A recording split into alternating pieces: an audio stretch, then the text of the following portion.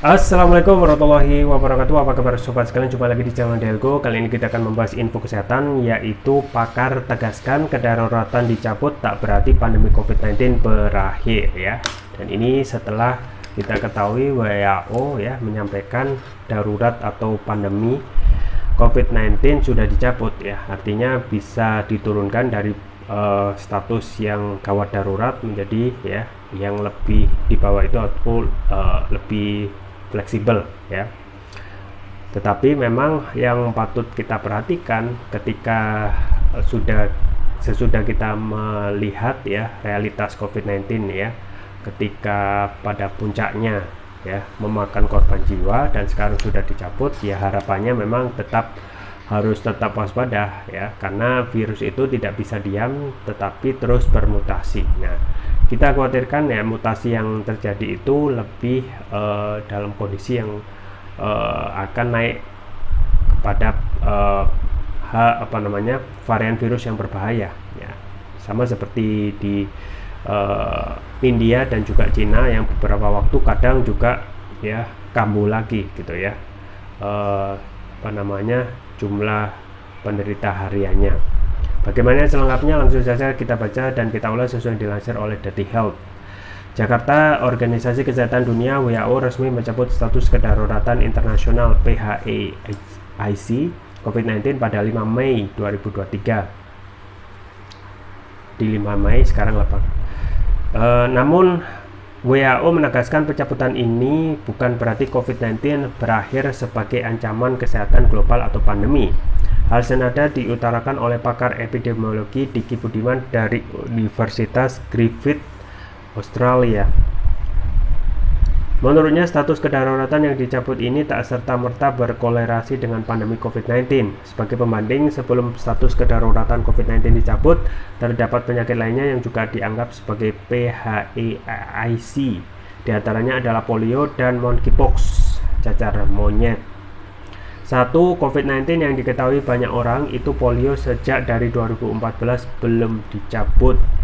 Ketiga, monkeypox atau cacar monyet yang diterapkan pada tahun lalu. Jadi dua itu, polio dan monkeypox virus ya, bukan pandemi, melainkan epidemi dalam skala yang kecil. Ucapnya dalam sesi bincang-bincang Detik Pagi Senin. Sebagaimana diketahui, polio dan monkeypox bukanlah pandemi seperti COVID-19, melainkan epidemi. Ya, ini suatu penyakit yang menyebar dengan cepat ke wilayah atau negara tertentu dan mulai mempengaruhi populasi penduduk di wilayah atau negara tersebut. Epidemi itu bukan hal yang bagus. Monkeypox sebelum menjadi epidemi sekarang itu endemi di Afrika. Jadi endemi nggak bagus. Apalagi epidemi. Kemudian statusnya nggak statis, dia dinamis, bisa terkendali, bisa meledak, tuturnya. Tapi ini polio dan monkeypox nggak darurat, nggak emergency, nggak kita lihat orang-orang harus berbondong-bondong ke rumah sakit, orang meninggal di mana-mana. Nah, seperti itu imbuhnya lagi.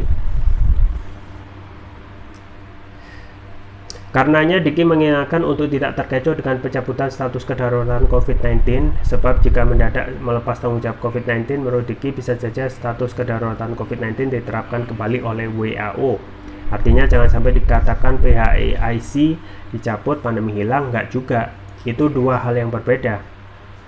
Kalau kita lepaskan semuanya, bukan tidak mungkin status PHAIC itu bisa diterapkan lagi untuk COVID-19. Kalau nanti hadir varian yang lebih hebat dari Delta, kombinasi Delta dan XBB, bisa saja sambungnya lagi.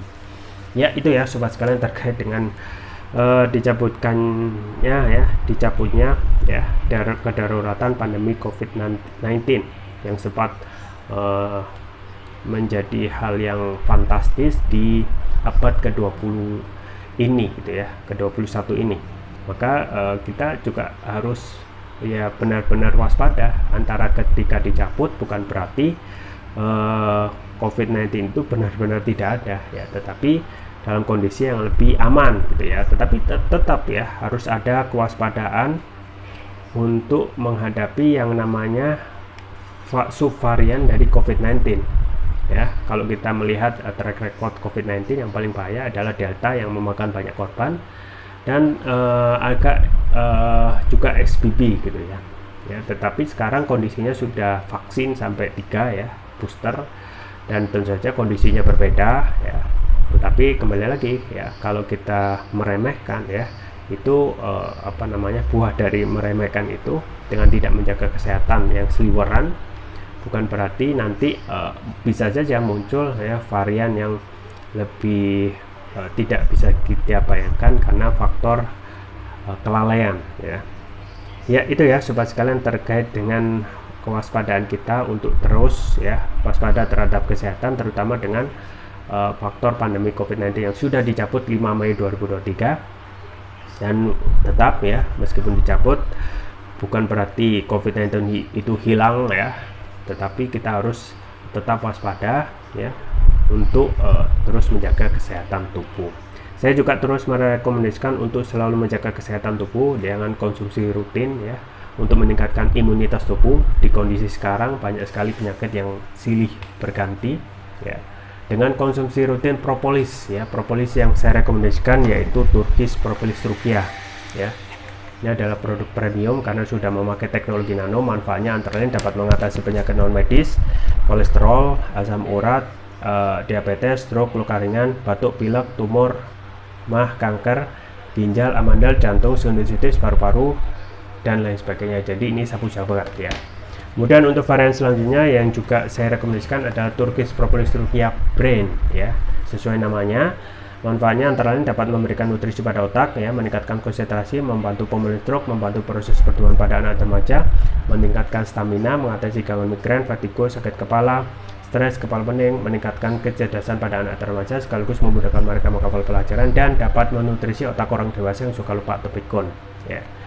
Jangan lupa untuk selalu menjaga kesehatan, imunitas tubuh, dan konsumsi rutin Turkish Propolis Ruqyah. Link pembelian ada di deskripsi. Atau juga bisa konsumsi produk herbal kami yang lain yaitu madu hutan.